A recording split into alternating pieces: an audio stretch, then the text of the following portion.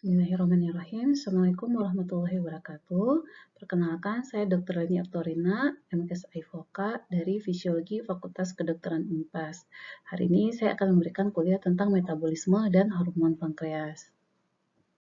Apa saja topik yang akan kita bahas hari ini? Kita akan membahas tentang prinsip metabolisme karbohidrat, lipid, dan protein. Kemudian kita akan membahas juga proses metabolisme, kita akan membahas hormon pankreas, dan kita juga akan membahas faktor-faktor yang mempengaruhi dan mengontrol kadar gula darah. Kemudian kita membahas transporter glukosa, kita akan membahas insulin terkait sintesis, sekresi, mekanisme aksinya. Kemudian kita akan membahas bagaimana mekanisme kerja insulin pada karbohidrat, lemak, protein, dan interrelated metabolismenya. Kemudian kita juga akan membahas bagaimana kerja insulin pada hati, otot, dan jaringan lemak. Kita juga akan membahas hubungan antara obesitas dengan menurunnya sensitivitas insulin. Baiklah, kita akan memulai tentang metabolisme. Metabolisme itu terdiri dari anabolisme dan katabolisme. Anabolisme pembentukan, katabolisme pemecahan. Di sini kita bisa melihat warna biru ini dia anabolisme, sementara warna oranye dia katabolisme pemecahan ya.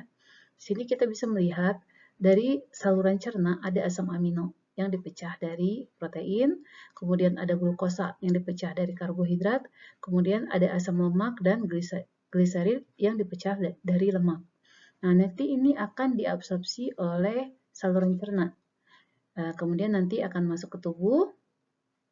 Asam amino nanti akan di anabolisme oleh tubuh menjadi protein tubuh. Dia untuk protein struktural atau untuk disekresikan. Contohnya untuk protein struktural itu misalnya otot. Kalau contoh yang disekresikannya itu misalnya hormon-hormon peptida atau yang dari protein. Misalnya contohnya itu insulin. Kemudian ketika ini sudah tercukupi, maka kelebihan asam amino bisa dirubah menjadi glukosa atau dia di anabolisme menjadi asam lemak. Nah, kita lihat bisa di sini juga asam amino ini ketika dia dipecah dari protein menjadi asam amino dan ketika digunakan sebagai sumber energi, kelebihan nitrogennya itu akan dibuang di ginjal. Jadi urea ini akan diekskresikan di ginjal ya. Kemudian asam amino ini dia bisa digunakan untuk pembentukan energi. Sekarang kita bahas glukosa. Glukosa, jika kita kelebihan glukosa itu dia akan digunakan untuk pembentukan energi utama. Ini energi utama ya. Kenapa? Kalau untuk asam amino dia putus-putus karena ini merupakan cadangan energi terakhir. Jadi dia digunakannya akhir-akhir. Glukosa dia bisa digunakan untuk pembentukan energi. Kemudian glukosa yang berlebih akan disimpan dalam tubuh dalam bentuk glikogen terutama di hati dan di otot. Ketika kita kekurangan glukosa dalam darah, maka simpanan glikogen di hati dan di otot ini akan dipecah menjadi glukosa. Ketika glukosa ini berlebih, dia akan disimpan dalam bentuk lemak. Dia akan dirubah menjadi asam lemak, kemudian asam lemak ini akan dibentuk menjadi lemak. Ketika misalnya kita kekurangan asam lemak dalam darah atau kita kekurangan energi dalam darah, maka lemak ini akan dipecah menjadi asam lemak. Kemudian asam lemak ini akan digunakan untuk pembentukan energi. Pembentukan energi itu merupakan ini hasilnya ya. Hasilnya itu adalah CO2, H2O, dan energi. CO2-nya ini dia akan dikeluarkan dari paru-paru. Baik, kita sekarang akan membahas penyimpanan cadangan energi dalam tubuh ya. Karbohidrat itu ketika dia bersirkulasi dalam bentuk glukosa. Ketika dia disimpan dia dalam bentuk glukogen. Di mana disimpannya? Hati, otot. Dia merupakan 1% cadangan energi tubuh. Kemudian ini hanya bertahannya kurang dari 1 hari. Nah, ketika dia dipecah jadi glukosa itu menjadi energi utama. Jadi ketika glukosa tubuh habis, langsung glikogen digunakan. Dan glukosanya ini penting untuk otak karena otak hanya bisa menggunakan glukosa. Ketika benar-benar sudah habis, otak bisa menggunakan keton. Kemudian lemak. Bentuk bersirkulasinya itu adalah asam lemak bebas. Kemudian penyimpannya itu dalam bentuk trigliserid di jaringan lemak. Dia merupakan 77% dari total cadangan energi tubuh. Jadi bisa digunakan untuk jangka waktu 2 bulan. Dia merupakan penyimpanan energi utama. Dan ini merupakan sumber energi ketika kita berpuasa. Ketika sudah habis glikogen, maka akan digunakan lemak. Kemudian protein, dalam bentuk bersirkulasinya itu adalah asam amino. Dia disimpan dalam tubuh dalam bentuk protein tubuh, secara struktural maupun fungsional. Jadi tidak ada yang sebagai cadangan. Kemudian disimpannya di mana? Misalnya di otot. Ada juga protein-protein bersirkulasi di darah ya. Kemudian persentasenya itu adalah 22% dari cadangan energi tubuh. Nah, jika penggunaan protein ini jangka panjang, itu bisa menyebabkan kematian. Kenapa? Karena protein ini adalah dia dalam bentuk struktural dan fungsional. Jadi kalau ini digunakan sebagai cadangan energi untuk waktu lama, ini akan terganggu fungsi maupun struktur tubuh. Misalnya contohnya otot. Ketika misalnya otot dipakai sebagai sumber energi, terjadi pengecilan. Contohnya pada anak-anak KEP ya. Kemudian dia akan menjadi sumber glukosa. Protein ini bisa menjadi sumber glukosa yang penting untuk otak selama berpuasa, tetapi dia tidak dia merupakan cadangan energi terakhir. Jadi tidak awal digunakan karena dia merupakan protein struktural. Post meal state ini fasting state. Kalau post meal state itu kan kita baru makan ya. Ini kondisi ketika energi itu banyak. Fasting state ini adalah ketika kita tidak makan, maka kondisinya itu adalah sumber energinya itu sedikit. Nah, ketika setelah makan, glukosa ini dia akan dijadikan sebagai sumber energi utama. Jadi kalau kita butuh sel-sel butuh sebagai untuk pembentukan energi, pakainya karbohidrat, glukosa. Nah, kemudian ketika glukosa ini sudah berlebih sebagai sumber energi, maka dia akan dibentuk menjadi glikogen dan kemudian disimpan di hati dan otot. Kemudian kelebihannya kalau misalnya sudah terbentuk glikogen dan kemudian masih bersisa juga glukosanya, maka akan dikonversi menjadi lemak dan disimpan juga dalam bentuk lemak. Nah, bagaimana kalau kita puasa? Ketika kita puasa, maka glukosa akan dibentuk. Dari mana? Dari pemecahan glikogen. Kemudian glukosa ini akan dikonserv atau akan difokuskan untuk otak. Kemudian pembentukan glukosa baru melalui gluconeogenesis dari asam lemak ataupun dari asam amino. Nah, kemudian untuk lemak, dia ketika kita setelah makan, lemak ini dia akan dibentuk dan disimpan. Tapi ketika kita puasa, maka trigliserid ini akan dipecah menjadi asam lemak dan gliserol. Gliserol ini bisa dibentuk menjadi glukosa. Asam lemak bisa digunakan langsung untuk metabolisme baik oleh jantung atau oleh otot. Kemudian asam lemak itu merupakan sumber energi utama non-glukos dependent tissue. Misalnya contohnya kan ada jaringan-jaringan yang dia tidak terlalu tergantung dengan glukosa, misalnya itu otot sama jantung. Mereka bisa menggunakan asam lemak sebagai sumber energi melalui beta oksidasi. Kemudian protein. Setelah kita makan, protein akan disintesis menjadi protein struktural maupun fungsional. Ketika berlebih, maka dia akan dirubah menjadi lemak dan akan disimpan sebagai lemak. Nah, ketika kita puasa, protein itu akan dikatabolisme menjadi asam amino. Asam amino ini dia akan digunakan untuk pembentukan glukosa melalui proses gluconeogenesis. Ini hanya asam-asam amino yang glukogenik ya. Asam amino yang dia berubah menjadi asam pirufat, kemudian dia bisa membentuk glukosa. Tetapi asam-asam amino yang ketogenik yang ketika dia berubah dia menjadi asetil-CoA, dia tidak bisa digunakan untuk membentuk glukosa. Apalagi sih sumber energi lain yang dapat digunakan sebagai sumber energi? Ini ada beberapa sumber energi yang lebih sedikit ya digunakan sebagai sumber energi. Yang pertama gliserol. Gliserol ini merupakan hasil pemecahan dari lemak. Lemak dipecah menjadi asam lemak dan gliserol. Nah, gliserol ini dia bisa dirubah menjadi glukosa di hati. Gluconeogenesis ya. Kemudian laktat. Laktat itu merupakan hasil katabolisme yang tidak lengkap glukosa dari proses glikolisis di otot. Jadi ini laktat ini merupakan hasil metabolisme anaerob ya, terutama di otot. Hasil sampingannya itu adalah laktat.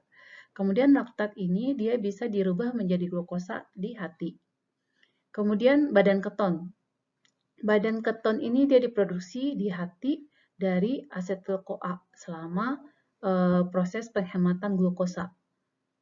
Jadi bisa dibentuk dari asetil-CoA itu menjadi badan keton. Ini bagus untuk diketahui ya, proses-proses metabolisme. Yang pertama adalah glikogenesis. Apa itu glikogenesis? Adik-adik lihat kata-kata dasarnya ini glikogen. Nesis ini pembentukan, berarti inilah proses pembentukan glikogen. Dari mana? Dari glukosa. Akan dibentuk menjadi glikogen. Ini akan berimpact pada terjadinya penurunan kadar glukosa darah. Kemudian glikogenolisis, jadi glikogen itu dilisis, dipecah. Jadi glikogen ketika dia dipecah menghasilkan glukosa. Akibatnya glukosa darah meningkat. Kemudian gluconeogenesis. Gluconeogenesis itu adalah pembentukan glukosa baru. Jadi asam amino dia bisa dibentuk menjadi glukosa yang berakibat peningkatan glukosa darah. Nah, kemudian protein sintesis. Protein sintesis ini asam amino akan dirubah menjadi protein. Ini akan menurunkan asam amino dalam darah ya. Kemudian pemecahan dari asam amino. Ada juga yang menyebutnya proteolisis ya, tapi agak jarang. Ini protein akan dipecah menjadi asam amino. Kemudian terjadi peningkatan asam amino dalam darah. Kemudian fat sintesis atau ini disebut juga lipogenesis atau sintesis dari trigliserid. Jadi asam lemak ditambah gliserol jadi trigliserid. Asam lemak dalam darah akan turun. Kemudian pemecahan lemak itu istilahnya lipolisis. Jadi lipolisis ini pemecahannya lipolemak, pemecahan lemak. Atau triglyceride degradation. Triglyceride akan dipecah menjadi asam lemak dan gliserol. Jadinya asam lemak dalam darah akan meningkat. Jadi baik adik-adik, sekarang kita akan membahas pankreas. Jadi pankreas itu dia memiliki dua fungsi. Pertama fungsi eksokrin dan fungsi endokrin. Fungsi eksokrin ini oleh sel-sel asinos. Ini dia hasilnya akan dikeluarkan ke duodenum untuk fungsi pencernaan. Sementara untuk fungsi endokrin oleh sel Langerhans. Apa aja sel yang ada di sini? Di sini ada sel-sel beta alfa. Sel alfa menghasilkan glukagon. Ini ada sel beta ini menghasilkan insulin. Ini ada sel delta ini menghasilkan somatostatin. Kemudian di sini ada F cell ini menghasilkan pancreatic polypeptide. Sekarang kita akan membahas glukagon, hormon-hormon pankreas ya. Glukagon ini dia dihasilkan oleh sel alfa. Dia distimulasi ketika kadar glukosa darah turun. Karena kerjanya dia akan meningkatkan kadar gula. Kemudian ketika kita exercise, ketika kita butuh gula lebih banyak, atau ketika kita memakan produk yang banyak protein. Apa yang menghambat glukagon, somatostatin, dan insulin? Kerjanya bagaimana? Dia meningkatkan kadar glukosa dengan meningkatkan pemecahan glikogen atau glikogenolisis. Kemudian dia juga meningkatkan pembentukan glukosa di hati atau gluconeogenesis. Kemudian glukagon ini akan melepaskan glukosa itu ke dalam darah. Nah, untuk insulin, dia distimulasi oleh peningkatan kadar glukosa darah. Kemudian asetilkolin dari parasimpatis. Kemudian arginin dan leusin. Kemudian glukagon, GIP, growth hormone, dan ACTH. Apa yang menghambatnya? Hanya satu ya, somatostatin. Nah, bagaimana kerjanya? Adalah untuk menurunkan kadar gula darah dengan meningkatkan transport glukosa ke dalam sel. Nanti glukosa ini akan dirubah menjadi glikogen atau glikogenesis. Kemudian dengan menurunkan glikogenolisis, jadi pemecahan glikogen diturunkan. Kemudian menurunkan juga gluconeogenesis, jadi agar pembentukan glukosa baru rendah. Kemudian dia meningkatkan lipogenesis, pembentukan lemak, kemudian menstimulasi sintesis protein. Jadi kelebihan-kelebihan glukosa itu bisa dirubah menjadi pembentukan lemak dan protein. Kemudian somatostatin dia berasal dari sel delta. Dia dihambat oleh hanya satu hormon, yaitu pancreatic polypeptide. Bagaimana cara kerjanya? Somatostatin ini dia menghambat insulin dan glukagon. Kemudian dia juga menurunkan absorpsi zat gizi di saluran cerna. Kemudian pankreatik polipeptide dari sel F ini, dia distimulasi ketika makanan kita banyak mengandung protein, atau ketika kita puasa, atau ketika kita latihan, atau kita mengalami hipoglikemi akut. Nah, kemudian dia dihambat oleh somatostatin dan peningkatan kadar gula darah.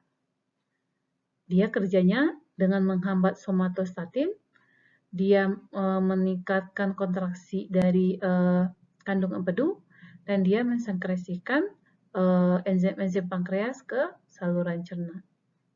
Nah, jadi di sini kesimpulannya glukagon sama insulin ini dihambat oleh somatostatin, tapi glukagon dia ada tambahan ya, dihambat oleh insulin. Kalau insulin dia dihambat hanya oleh somatostatin. Sementara sel somatostatin dihambat oleh polipeptide. Polipeptide dia dihambat oleh somatostatin dan kadar gula darah yang tinggi.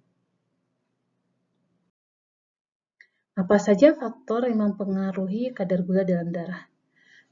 Yang utama adalah input ya, input baik itu eksogen maupun endogen.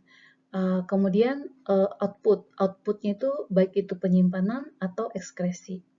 Untuk output dari luar itu dari absorpsi makanan ya. Kemudian kalau input dari endogen itu berasal dari glukosa yang dihasilkan oleh hati, baik dari glycogenesis maupun dari gluconeogenesis. Itu akan meningkatkan kadar gula darah. Apa yang menurunkan output? Contohnya penyimpanan. Jadi gula berlebih itu dia bisa disimpan menjadi glikogen dalam proses glycogenesis maupun lemak lipogenesis, atau dia dibuang lewat urin. Ketika kadar gula melebihi batas ambang ginjal yaitu 160 sampai 180, maka dia akan dibuang lewat ginjal. Kemudian ada salah satu lagi membantu mengontrol kadar gula itu adalah amilin. Amilin mengontrol gula darah ini secara tidak langsung ya.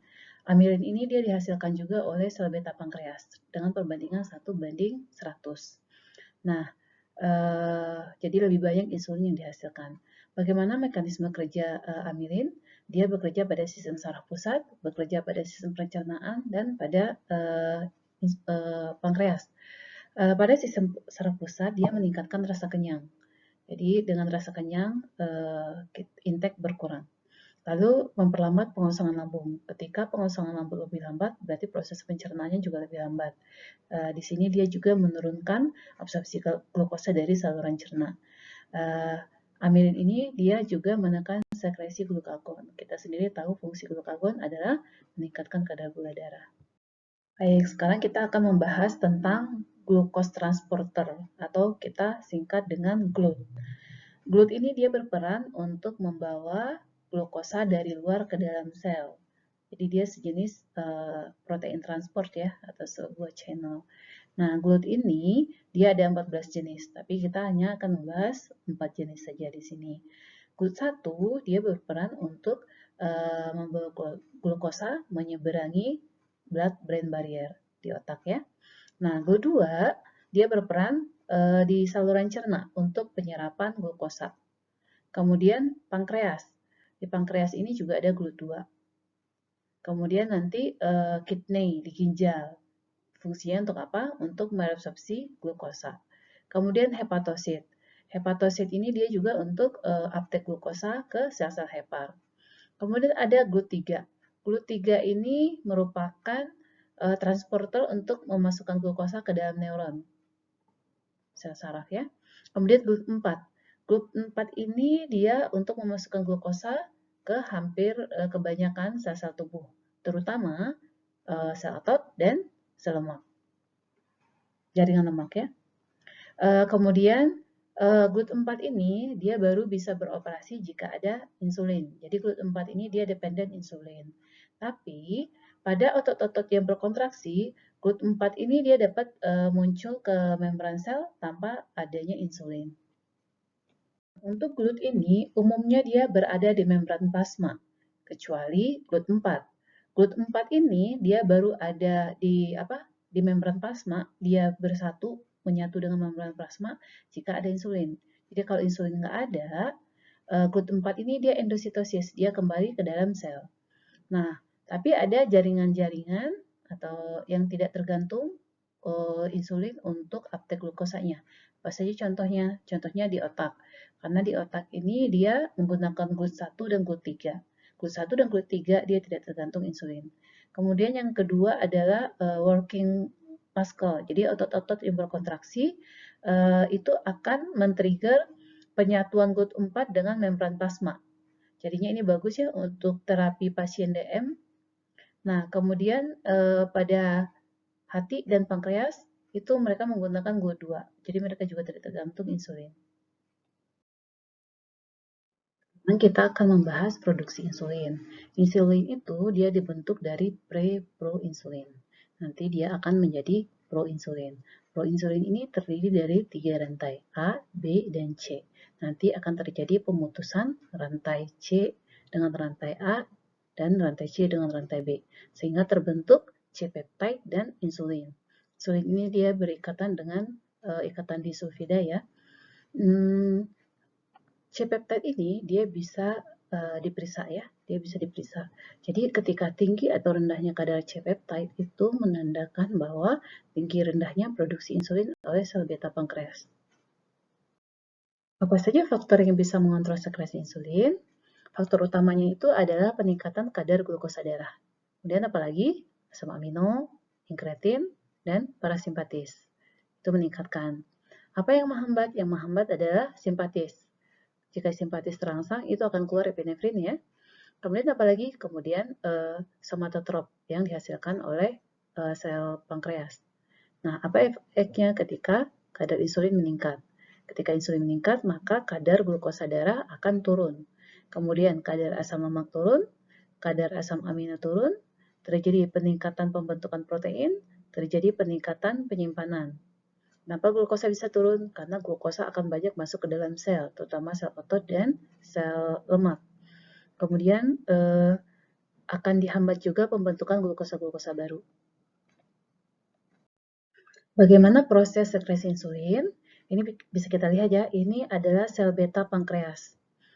Pada sel beta pankreas itu terdapat GLUT2. Kalau GLUT2 ini dia selalu ada di membran sel dan dia tidak tergantung insulin. Nah, misalnya ketika kadar insulin darah tinggi, glukosa akan masuk ke dalam sel beta pankreas. Glukosa ini akan berubah menjadi glukosa 6-fosfat yang akan menghasilkan ATP. Ini glikolisis ya, dia menghasilkan ATP. Nah, ATP ini dia akan berperan pada ATP sensitive ke channel. Ini akan menutup channelnya akan menutup. Sehingga kalium ini tidak bisa keluar dari sel dan kadarnya tinggi di dalam sel. Sehingga terjadi depolarisasi. Nah, ketika terjadi depolarisasi pada voltase tertentu, channel kalsium ini akan terbuka. Ketika channel kalsium terbuka, maka kalsium akan masuk ke dalam sel. Nah, masuknya kalsium dalam sel akan merangsang vesikel-vesikel berisi insulin ini untuk eksositosis. Dia akan menyatu dengan membran, kemudian akan mengeksositosiskan insulin. Mana mekanisme kerja insulin? Sebagaimana kita tahu, insulin ini adalah hormon yang water soluble. Kita tahu kalau untuk hormon water soluble, ketika dia berikatan dengan reseptor yang terdapat pada membran sel, dia akan melakukan fosforilasi protein. Nah, dia akan memfosforilasi protein, di mana protein ketika dia telah difosforilasi, maka protein itu akan menjadi protein yang aktif dan bisa melakukan fungsi-fungsi fisiologisnya. Nah, di sini kita lihat ketika insulin dia berikatan dengan reseptornya, maka dia akan mengaktifkan memfosforilasi beberapa enzim. Nah, di antaranya dia akan memfosforilasi enzim yang berperan untuk sintesis protein. Enzim untuk sintesis lemak, kemudian enzim untuk sintesis glikogen. Sebagaimana kita tahu, insulin ini dia strukturnya mirip dengan IGF-1 dan insulin ini dia juga bisa berikatan dengan reseptor IGF-1. Jadi dia bisa membantu pertumbuhan dan juga dia berperan juga dalam ekspresi gen. Nah, selain untuk enzim-enzim ini, insulin itu juga berperan GLUT yang tadinya berada di intraseluler, ini GLUT4 ya, berada di intraseluler sehingga dia bisa menyatu dengan membran sel. Bagaimana peran atau kerja insulin pada glukosa? Insulin itu dia pada glukosa itu terutama menurunkan kadar glukosa darah. Bagaimana caranya? Pertama, dengan memfasilitasi masuknya glukosa ke sebagian besar sel. Kemudian juga insulin menghambat gluconeogenesis di hati. Jadi pembentukan glukosa baru itu dihambat. Kemudian insulin juga menghambat glikogenolysis. Ketika glikogen dipecah, dia akan menjadi glukosa. Jadi ini akan dihambat. Kemudian insulin itu dia juga akan merangsang glikogenesis sehingga glukosa-glukosa itu dia disimpan menjadi glikogen di otot dan di hati sebagai energi cadangan. Bagaimana kerja insulin pada lemak?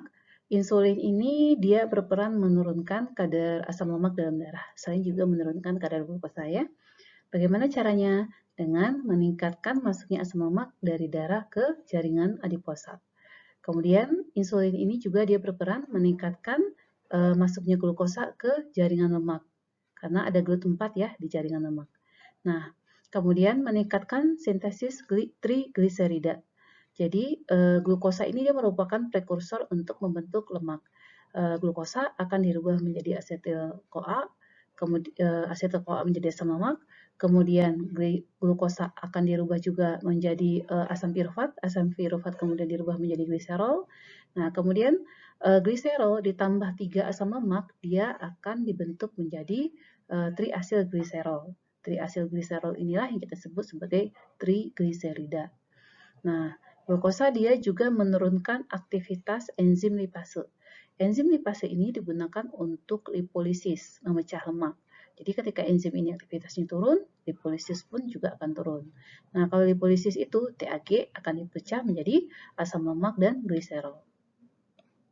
Kerja insulin pada protein, insulin itu dia juga menurunkan kadar asam amino dalam darah.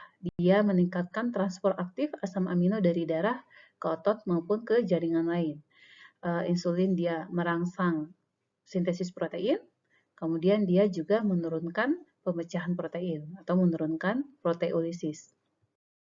Tadi kita membahas insulin terhadap ini ya zat gizi. Sekarang kita akan membahas bagaimana kerja insulin pada jaringan dan organ. Sekarang kita bahas dulu hati. Bagaimana kerja insulin pada hati? Insulin dia akan meningkatkan aktivitas enzim glikogen sintase. Enzim ini berperan untuk pembentukan glikogen yang berasal dari glukosa, sehingga kadar glikogen meningkat. Berarti dia meningkatkan glikogenesis. Nah, selain itu, insulin dia juga meningkatkan gluconeogenesis. Gluconeogenesis itu adalah pembentukan glukosa dari sumber-sumber lain. Contohnya dari asam amino, dari gliserol. Sekarang kita membahas kerja insulin pada otot. Pada otot, insulin akan meningkatkan uptake glukosa melalui peningkatan penempelan GLUT4 ke membran sel. Kemudian, dia juga meningkatkan channel asam amino untuk uptake asam amino. Nah, dia juga meningkatkan glikolisis. Jadi glikolisis itu adalah perubahan glukosa menjadi asam pirufat dengan mengaktifkan enzim yang terlibat untuk glikolisis. Kemudian dia meningkatkan glikogenesis. Jadi glukosa itu disimpan dalam bentuk glikogen sebagai cadangan energi. Kemudian meningkatkan sintesis protein. Bagaimana aksi insulin pada jaringan lemak? Pertama, insulin dia akan meningkatkan uptake glukosa melalui GLUT4. Jadi, lebih banyak GLUT4 pada permukaan sel lemak. Kemudian, merubah dihidroaseton fosfat atau DHAP menjadi gliserol. Ini untuk pembentukan ini ya, gliserol. Nah, kemudian insulin dia akan merubah asetil-CoA menjadi asam lemak. Kemudian, insulin ini dia juga akan merangsang pembentukan lemak dengan cara gliserol ditambah dengan asam lemak sehingga menjadi triasilgliserol. Bagaimana ini adalah rangkuman dari beberapa slide yang tadi ya tentang efek insulin. Nah, kita lihat di hati. Insulin itu dia berperan menghambat beberapa proses katabolisme dan meningkatkan anabolisme. Apa saja katabolisme yang dihambat oleh insulin? Pertama adalah glikogenolisis atau penghancuran glikogen menjadi glukosa. Kemudian menghambat ketogenesis, pembentukan benda keton dari asam lemak maupun dari asam amino. Kemudian menghambat gluconeogenesis, pembentukan glukosa dari asam amino. Kemudian proses anabolisme apa yang dirangsang?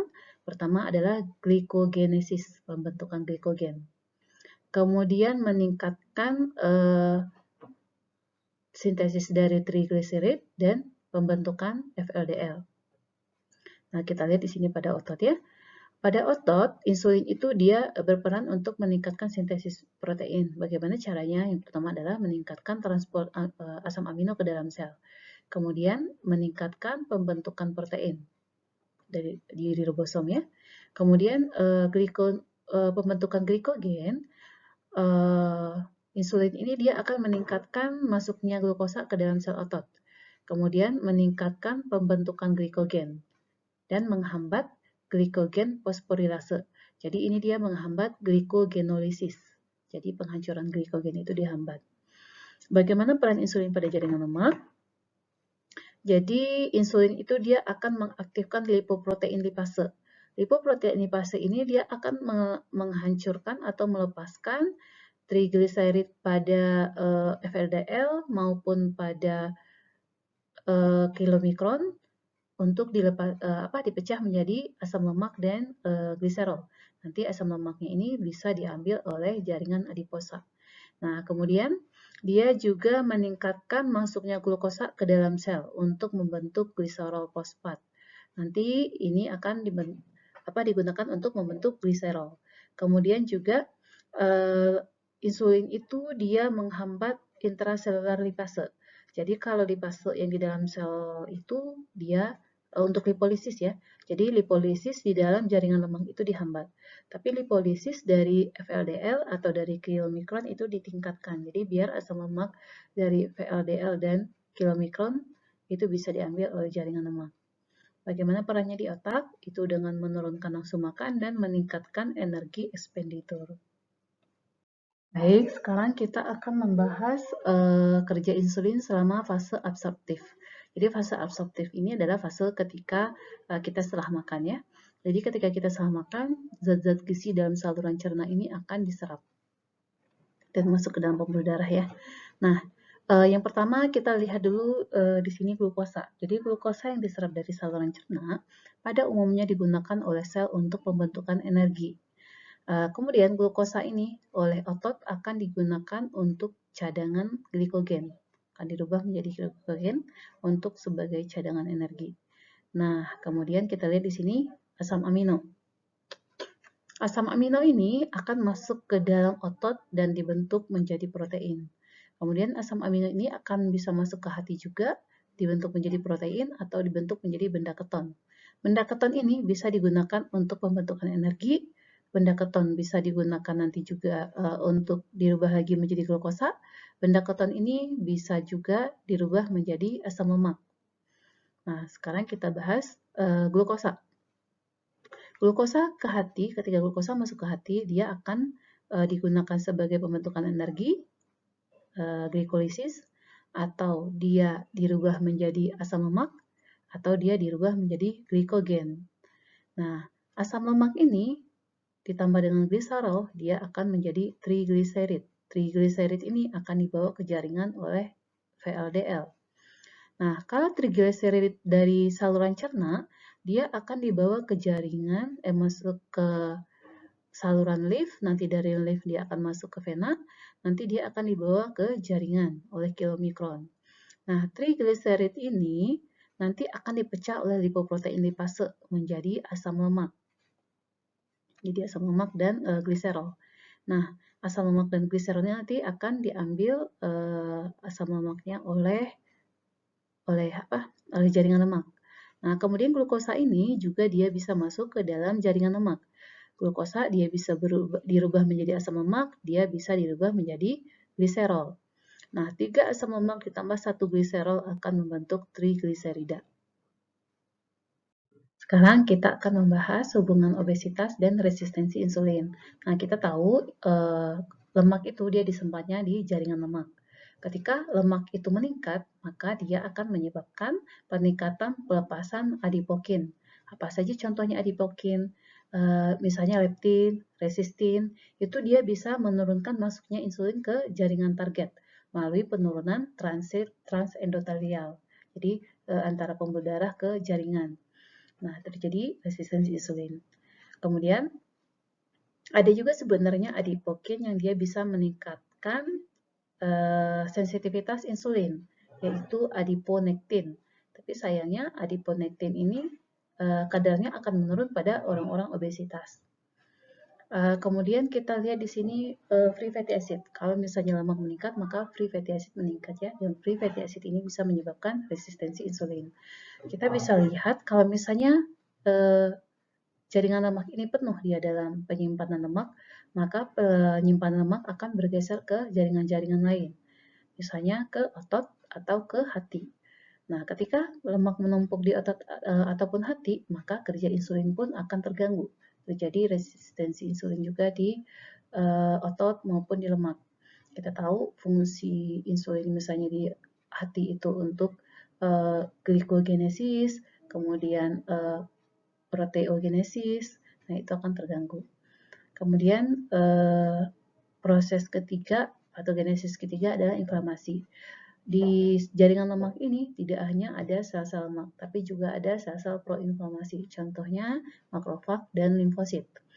Ketika lemak ini meningkat, maka makrofag akan mengeluarkan mediator-mediator proinflamasi, misalnya TNF-alfa atau interleukin 6. Nah, ketika inflamasi ini terjadi, dia akan menyebabkan resistensi insulin. Permasalahan lain adalah mediator proinflamasi ini dia juga akan merangsang berpindahnya monosit dari darah ke jaringan. Kemudian monosit itu akan berubah menjadi makrofag. Maka akan datang makrofag-makrofag baru ke jaringan lemak. Nah, makrofag-makrofag yang baru ini dia juga akan mengeluarkan mediator-mediator proinflamasi lagi sehingga proses inflamasi di jaringan lemak itu meningkat. Sehingga resistensi insulinnya pun juga meningkat. Nah, kemudian apa efek dari resistensi insulin ini? Ini adalah kondisi normal ya, ketika kondisi normal. Ketika terjadi resistensi insulin, maka kadar glukosa darah itu akan tinggi. Apa akibatnya ketika kadar glukosa darah tinggi? Maka sel beta pankreas akan mengkompensasi dengan meningkatnya produksi insulin. Nah, terjadi hipertrofi sel beta pankreas ya, untuk memenuhi kebutuhan tingginya kadar insulin. Nah, dalam kondisi kompensasi ini, mungkin kadar glukosa bisa normal atau sudah mulai terjadi gangguan toleransi glukosa, atau kita sebutnya IGT. Ada juga yang menyebutnya prediabetes.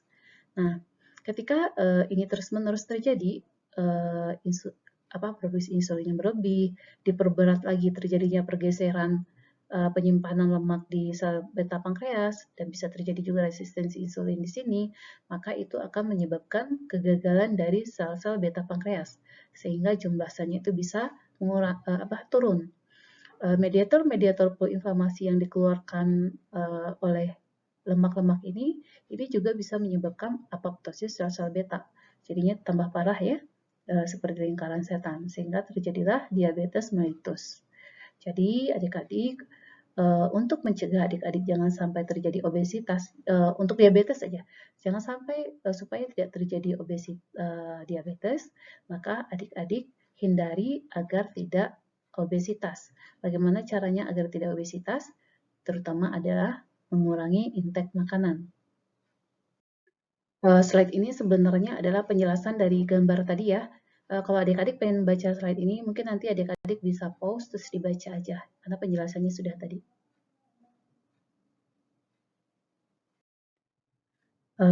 Ini sama ya, penjelasan yang tadi juga bisa di-pause.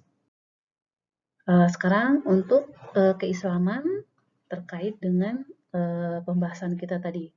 Nah, di Islam itu menganjurkan umat Islam itu agar tidak makan berlebihan. Dan Islam juga menganjurkan kita sering berpuasa. Nah, Dari penjelasan kita tadi, kita tahu bahwa salah satu yang bisa menjadi faktor risiko terjadinya diabetes mellitus itu adalah obesitas. Apa sih paling sering menyebabkan seseorang obesitas? Yaitu makan berlebihan, makan berlebihan. Nah, ternyata Allah itu melalui Rasulullah sudah menyampaikan bahwa kita untuk menjaga makan. Jadi kita baca surat Al-A'raf ayat 31, wahai anak cucu Adam, pakailah pakaianmu yang bagus pada setiap memasuki masjid. Makan dan minumlah, tetapi jangan berlebihan. Sungguh Allah tidak menyukai orang-orang yang berlebihan. Nah, di sini kita sudah diingatkan untuk tidak makan berlebihan, untuk menghindari kita terjadinya obesitas. Kemudian Rasulullah itu merupakan orang yang tidak berlebihan dalam makan dan beliau juga orang yang rajin berpuasa. Kita bisa baca sebuah hadis dari Aisyah, keluarga Muhammad tidak pernah makan roti gandum sampai kenyang 2 hari berturut-turut hingga beliau wafat. Ini diriwayatkan oleh Muslim. Jadi kita bisa lihat di sini bahwa Rasulullah adalah orang yang makannya tidak berlebihan. Makan beliau tidak berlebihan. Selain makan tidak berlebihan, Rasulullah itu juga berpuasa. Pasti ya, Rasulullah berpuasa wajib, yaitu puasa Ramadan selama 29 sampai 30 hari. Kemudian, Rasulullah itu juga orang yang rajin berpuasa sunnah. Puasa sunnah yang paling sering dikerjakan Rasulullah itu adalah puasa Senin Kamis dan puasa Yaumul Bid. Ini sering beliau lakukan. Nah, kemudian ada pula puasa-puasa sunnah yang lain, misalnya puasa Arafah, puasa hari Tasyrik, kemudian puasa di bulan Syawal, kemudian ada juga puasa di bulan Sya'ban, dan puasa-puasa lainnya. Nah, di sini subhanallahnya Rasulullah selain tidak makan berlebihan, beliau juga mengurangi sering berpuasa. Beliau sering berpuasa. Nah, kita lihat kenapa Rasulullah makannya sedikit? Apakah beliau tidak mampu secara ekonomi atau beliau miskin? Insya Allah bukan beliau karena beliau miskin, tapi itu adalah pilihan hidup beliau. Sebagaimana kita tahu, zakat kaum muslimin itu dikumpulkan kepada Rasulullah. Kemudian 20% harta rampasan perang juga diserahkan kepada Rasulullah. Sedekah-sedekah ada yang memberikan secara langsung, tapi ada juga yang menitipkannya melalui Rasulullah. Kalau Rasulullah mau hidup bermewah-mewah, sesungguhnya amat sangat bisa sekali, tapi beliau tidak melakukannya. Kita bisa mendengarkan hadis yang diceritakan oleh Uqbah bin Haris ini, di mana beliau menceritakan suatu hari Rasulullah mengimami kami sholat asar. Selepas sholat, beliau masuki rumah. Tak lama setelah itu, beliau kembali ke dalam rumah. Nah, aku berkata kepada beliau, atau ada yang bertanya kepada beliau. Beliau menjawab, aku tadi meninggalkan sebatang emas dalam rumah. Aku tidak ingin menahan emas itu berada di tanganku sampai malam hari. Karena itulah aku segera membagikannya. Jadi beliau ketika ada harta itu biasanya selalu beliau bagi-bagikan sampai habis. Jadi kalau misalnya ada harta yang tersisa itu mengganggu konsentrasi beliau gitu ketika sholat. Jadi beliau habis sholat langsung pergi ke rumahnya, mengambil emas itu dan membagi-bagikannya.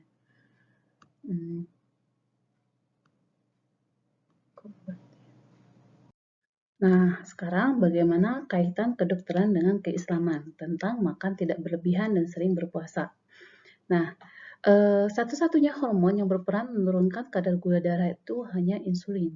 Makanya sebaiknya kita tidak makan berlebihan, karena hanya satu organ yang menghasilkan insulin dan itu hanya satu jenis sel, yaitu sel beta. Nah, jadi ketika kita makan berlebihan, maka akan dituntut produksi insulin juga berlebihan. Nanti bisa over kerja sel beta pankreas kita. Nah, kemudian yang dapat meningkatkan kadar gula darah itu adalah glukagon, growth hormone, epinefrin, maupun kortisol. Jadi sekalipun kita berpuasa itu tidak akan membuat kita mati. Karena ada hormon-hormon yang menjaga kadar gula darah kita dalam rentang normal ketika kita berpuasa. Nah, kemudian apa efek lain dari puasa? Ketika kita puasa, maka input itu akan menurun. Input gula itu akan menurun, maka kadar glukosa di dalam darah akan turun. Ketika pertama kita berpuasa, cadangan yang digunakan itu adalah glikogen. Ketika cadangan glikogen habis, maka yang digunakan sebagai sumber energi adalah lemak. Nah, ketika kita berpuasa, lemak ini akan dipecah, kemudian keluarlah asam lemak dan gliserol. Gliserol ini di hati akan dirubah menjadi glukosa. glukosa ini nanti bisa digunakan kembali ya. Nah, kemudian asam lemak ini dia akan digunakan oleh otot maupun jantung untuk sebagai sumber energi. Kalau jantung memang sumber energi utamanya itu kebanyakannya lemak ya. Tapi kalau untuk otot, ketika kita tinggi glukosa, maka dia akan menggunakan glukosa. Tapi ketika kita puasa, maka akan digeserlah pembentukan energinya melalui penggunaan asam lemak, melalui beta oksidasi. Sehingga kadar cadangan lemak kita itu bisa berkurang dengan kita berpuasa. Tapi harus dijaga juga ketika kita berbuka, jangan berlebih-lebihan. Tipsnya, berbuka tidak berlebihan itu adalah kita minum dulu, kemudian kita makan sedikit dulu. Apakah itu buah atau apa itu sedikit, jangan langsung makan makanan besar. Kemudian kita sholat, setelah kita sholat baru kita makan utama gitu. Karena kalau ketika kita berbuka, kita langsung makan utama itu, karena kita dalam kondisi lapar, biasanya kita berlebihan makannya. Tapi kalau misalnya kita makan sedikit dulu, kemudian itu akan diserap ketika gula darah naik, biasanya itu kan akan memberikan respon menurunkan lapar, kemudian itu juga akan membuat sel-sel juga akan bekerja gitu. Tapi kalau misalnya kita langsung makanan besar, sementara hormon lapar kita tuh masih bekerja, biasanya kita cenderung makan lebih banyak. Tapi kalau kita makan sedikit dulu, kemudian kita sholat, maka hormon lapar itu atau perintah lapar dari otak itu akan turun. Jadi kita juga biasanya kita tidak makan berlebihan. Jadi pandai-pandai juga menjaga ini ya, menjaga hasrat ketika berbuka. Kemudian di sisi lain LDL itu juga akan menurun ketika kita berpuasa. Sebenarnya dia dari FLDL dulu ya. LDL ini dia dari FLDL dulu. FLDL ini dia dibentuk di hati. Ketika misalnya kadar glukosa itu berlebihan, dia akan dirubah menjadi glikogen. Tapi ketika cadangan glikogen sudah penuh, maka akan dibentuklah lemak.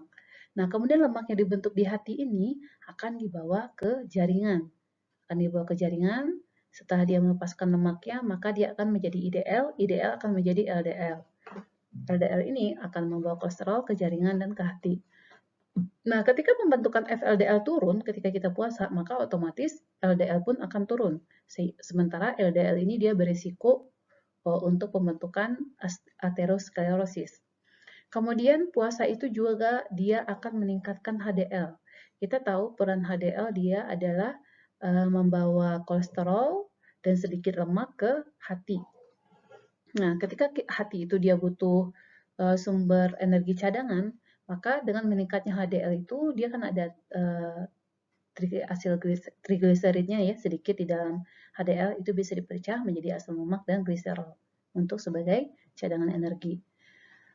Kemudian ketika kadar insulin rendah, nah mungkin ini ada suatu ini juga ya paradoks juga. Ketika kadar insulin tinggi, biasanya pengikatan reseptornya turun. Tapi ketika kadar insulin rendah, justru pengikatan reseptornya itu meningkat. Nah, ketika kita berpuasa, kadar insulin itu lebih rendah. Jadi bukan tidak ada sama sekali ya rendah, tapi kadar yang rendah itu, tapi pengikatannya itu maksimal dengan reseptor yang ada, sehingga insulin bisa berikat dengan optimal dengan reseptornya, sehingga dia juga bisa berfungsi dengan optimal ya. Salah satunya adalah memasukkan glukosa ke dalam sel. Nah, ini fungsi dari olahraga dan puasa. Dia menurunkan kadar insulin, tapi ketika kadar insulin turun, dia meningkatkan pengikatan reseptor dengan insulin. Nah, selain itu, puasa itu dia akan menyebabkan penurunan asupan ya, nggak ada lagi makanan yang masuk. Nah, maka glikogen, lemak, dan protein itu akan digunakan sebagai energi cadangan. Ketika misalnya kita diabetes,